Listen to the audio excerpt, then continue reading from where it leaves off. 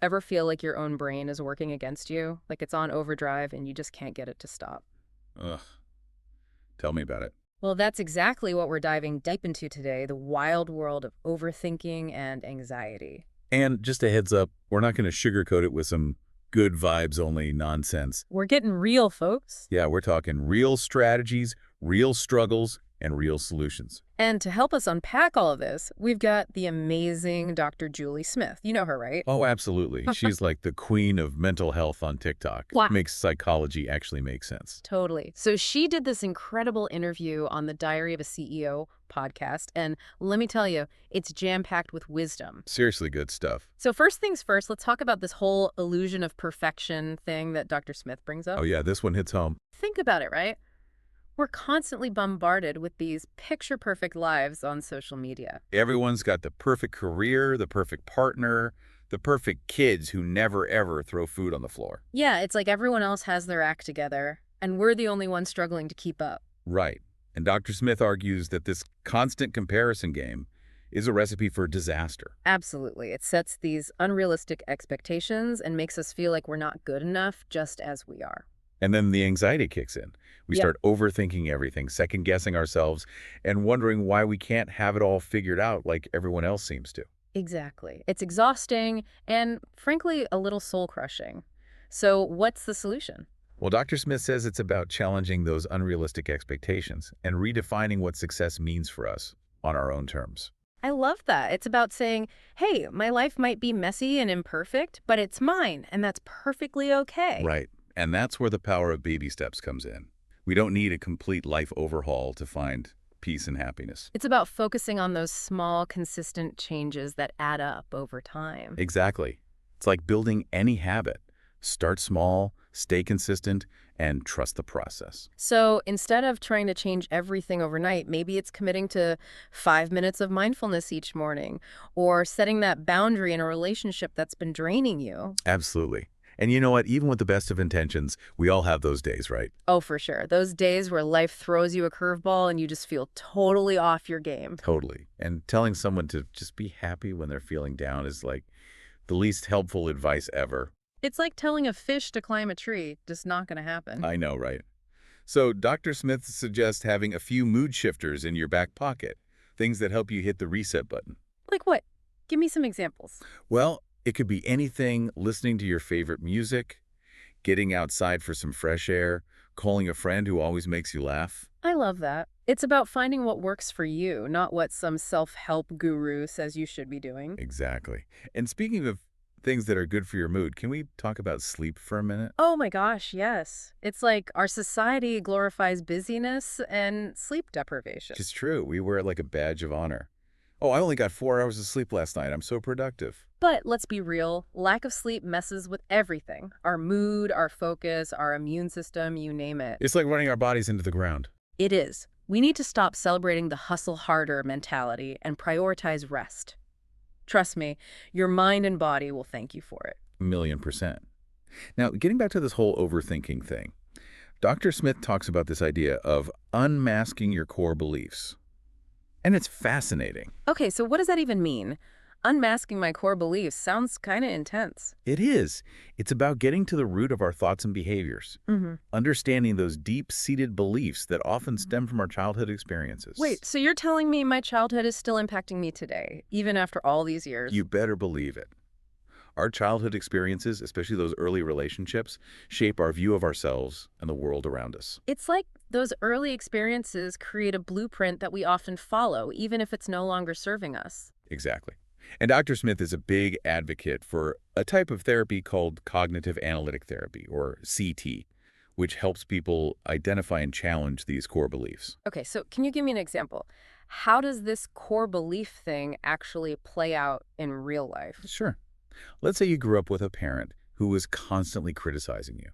Never quite good enough no matter how hard you tried. Oof, that's rough. Right. So That experience might lead you to develop a core belief that you're fundamentally flawed or not good enough. And that belief can then show up in different areas of your life, like how you approach your work or your relationships. Absolutely. It's like having this inner critic who's constantly whispering doubts in your ear, holding you back from going after what you truly want. So it's not just about positive thinking, it's about addressing those deeper, often subconscious beliefs that are driving our behaviors. Exactly. It's about getting curious about those patterns and asking ourselves, where is this coming from? Is this belief really true, or is it just a story I've been telling myself for years? Wow, that's powerful. But what if therapy isn't accessible right now? What can people do to start exploring these core beliefs on their own? Well, Dr. Smith suggests journaling and self-reflection, taking the time to really tune into our thoughts, feelings, and behaviors. Okay, so like paying attention to those recurring themes in our lives. Exactly. It's Yep. amazing what we can uncover when we start paying attention. Now, this is where it gets really interesting. Okay, I'm intrigued. Tell me more. Dr. Smith talks about how our brains are like these incredible evidence-gathering machines. Evidence gathering machines. Yeah, it's like our brains are constantly looking for proof to support our existing beliefs, even if those beliefs are negative or limiting. It's like we've got these inner lawyers building a case for or against ourselves based on our past experiences. Okay, I kind of love that analogy, but how do we convince our inner lawyer to stop gathering evidence that supports those negative beliefs? Those beliefs that are holding us back. Well, that's where those baby steps come in again. When we start taking action that contradicts those negative beliefs, we present our brain with new evidence. So if my inner critic's telling me I'm going to totally bomb that presentation at work, the best thing to do is actually practice and prepare.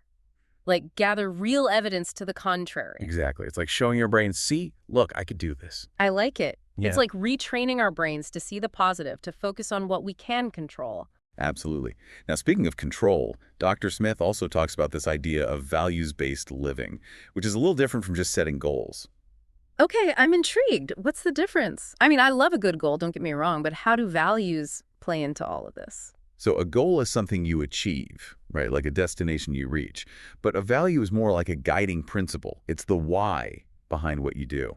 So if my goal is to write a book, my value might be creativity or self-expression. Exactly. It's about identifying those core principles that give your life meaning and direction. Okay, that makes sense. But how do we actually figure out what our values are? I feel like a lot of people, myself included, might struggle to even pinpoint those. Well, Dr. Smith suggests doing regular values check-ins. Values check-ins, like a performance review for your soul. I'm into it.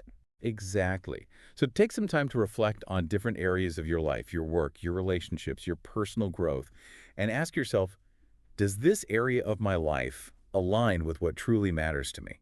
It's like giving yourself permission to hit the pause button and make sure you're on the right track. Exactly. And if something feels off, it might be a sign that you need to make some adjustments to realign with your values. So, for example, if connection is a core value for me, but I find myself constantly comparing my relationship to those picture-perfect couples on Instagram and feeling inadequate, that's a sign that something's out of whack. Right. It's like your values are your compass, and it's your job to make sure you're actually following them. Love that analogy. Okay, so we've talked about core beliefs, values, baby steps. What else does Dr. Smith have up her sleeve when it comes to managing overthinking and anxiety? Okay, so this next part might sound a little counterintuitive. Are you ready for this? Oh boy, I love a good plot twist. Hit me with it. Dr. Smith is a big advocate for embracing our negative emotions. Wait, hold up. You want me to embrace the stuff that makes me want to crawl under a rock and hide? I don't know about that. I know, it sounds crazy. We live in a world that's obsessed with positivity. But Dr. Smith argues that all emotions, even the messy, uncomfortable ones, serve a purpose. So instead of trying to suppress those feelings or pretend they don't exist, I should try to understand what they're trying to tell me. Exactly. Think of your emotions as messengers. Instead of shooting the messenger, listen to the message. What is this emotion trying to communicate? That's a really interesting way to look at it. But Yeah. what about when those messengers are practically screaming in my ear and I feel like I'm going to lose it? Any tips for navigating those moments? Well, this is where mindfulness comes in handy. It's about learning to observe your thoughts and feelings without judgment. Okay, easier said than done, right? Oh, for sure. It takes practice. But even starting with a few minutes of mindful breathing each day can make a world of difference. And speaking of breath, Dr. Smith is a huge advocate for using breathing exercises to manage anxiety. I've tried breathing exercises before, but sometimes I feel like I'm doing it wrong. Like, am I supposed to be breathing from my stomach, my chest? Help? I hear you. It can feel a little awkward at first, and there are so many different techniques out there. But Dr. Smith recommends a technique called box breathing. Have you heard of it? Box breathing. It sounds vaguely familiar. Tell me more. So it's this super simple technique that can help calm your nervous system down.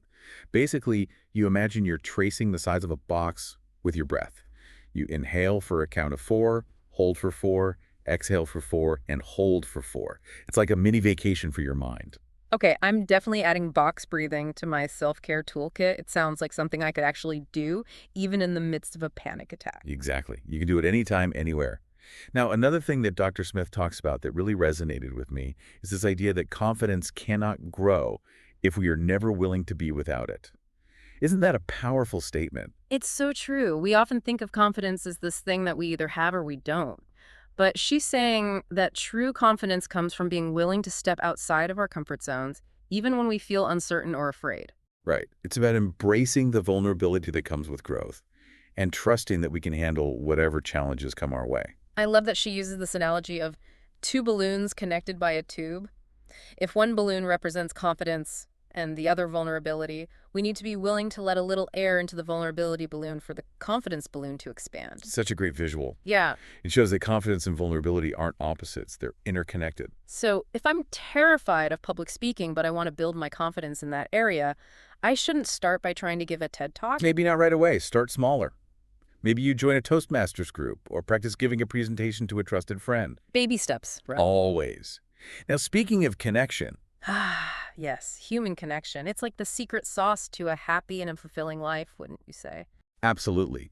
But it can be so hard sometimes, especially in our hyper-connected but often isolating world. It's like we're more connected than ever through technology, but true, meaningful connection takes effort. And let's be real, social media doesn't always help. Yeah. It's like we're constantly bombarded with these curated versions of people's lives, and it's easy to fall into that comparison trap. Oh, totally. It's like we're comparing our blooper reel to everyone else's highlight reel, which is never a fair comparison.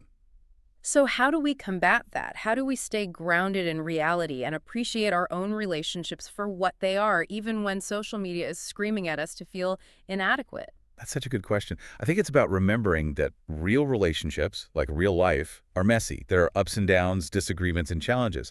And that's okay. It's about embracing the imperfections and focusing on the things that truly matter, like communication, trust, and support. Exactly. And remembering that everyone is fighting their own battles, even if they don't post about it on Instagram. So true. We never really know what's going on behind closed doors. Exactly. Now, are you ready to dive into a slightly heavier topic? Oh boy, here we go. You know I'm always up for a good existential crisis. Bring it on.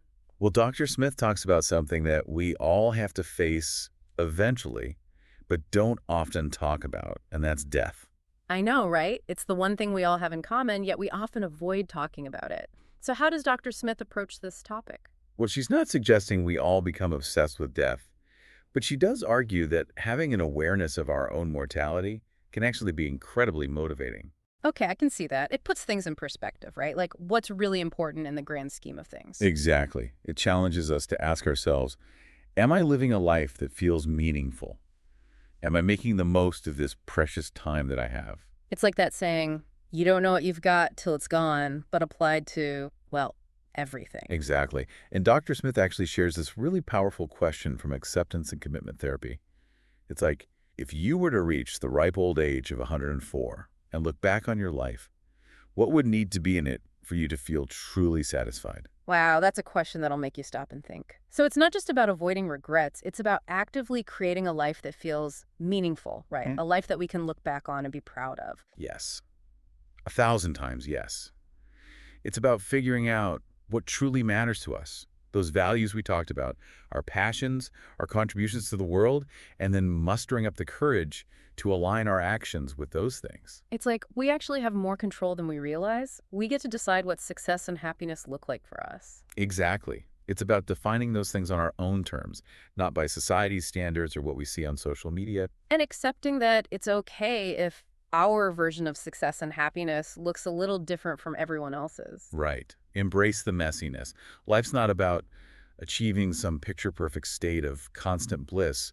It's about embracing the whole experience, the highs and lows, the challenges and the triumphs. It's about being kind to ourselves through the whole process, right? Accepting that we're all works in progress and we're constantly learning and growing. Yes, 1,000,000%. And remembering that we don't have to have it all figured out. It's okay to ask for help and support along the way. Speaking of support, Dr. Smith's book, Why Has Nobody Told Me This Before, is a fantastic resource. It's full of practical, actionable advice on managing stress, building healthy relationships, and living a more fulfilling life. It's such a great read, like having a wise, compassionate friend offering guidance and support. I love that.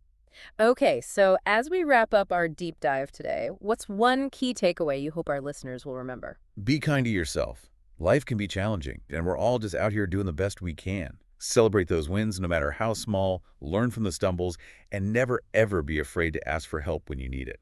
You've got this. Beautifully said.